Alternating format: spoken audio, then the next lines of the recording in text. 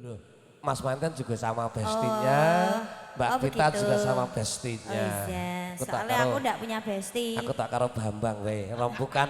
Lah we karo aku gini ning kene lah Lah kok. kene lan urusan cowok untuk kuning 6 irang metune 6 abang iki ya. Sekarang. Angkreng aneh. Ya, yuk. Beliau dari Mbak Novita sama Mas Riki, aku ngerti Mas Riki ganteng kayak aku nom-nom aku ya. Eh? Ya, iya rawani udah Iya. dulu. Timbang aku mlebu Di pakun sini. jaran deh ya. Ya ini ikut nyanyi Mbak Boleh. Novita ikut nyanyi. Boten. Loh, Joget aja. Mbak Novita sama Mas Riki lagi bahagia malam ini loh Iya, ya. Mas Riki di sini biar. Di mana? Ya, mendah gitu loh. Masa aku ning tengah Mas. Gak apa-apa. Lah aku dadi ngene iki dadi nganuno aku. Biasa kok ya obat nyamuk pada kayu. Ora Jogja iki. istimewa ya Mbak ya dipersiapkan ya. Iya. Yang wakili Kedutaan Besar CV pegang dalam Mas. Assalamualaikum Mas Soleh, mana Mas Soleh?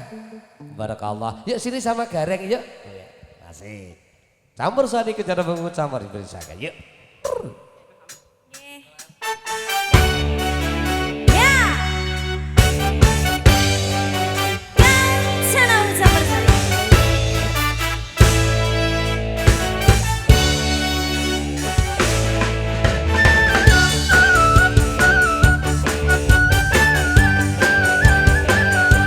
Ayo goyang Mbak Novita.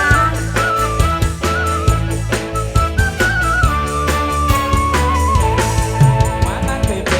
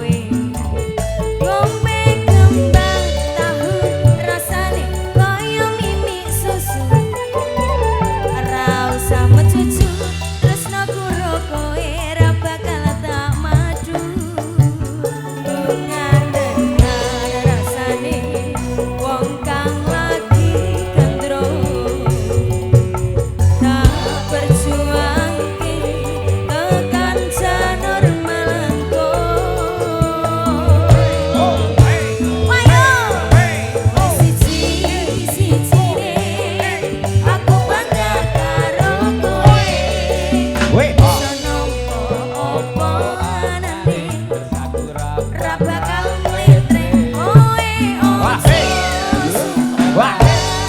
terus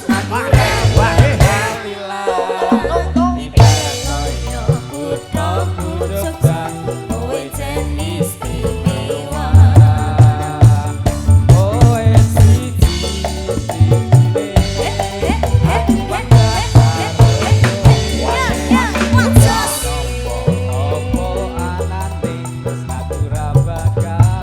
iyo kowe ojo sumelan terus aku ra bakal ilang ibarat koyo kuthaku Jogja kowe jen istimewa ibarat koyo kuthaku Jogja kowe jen istimewa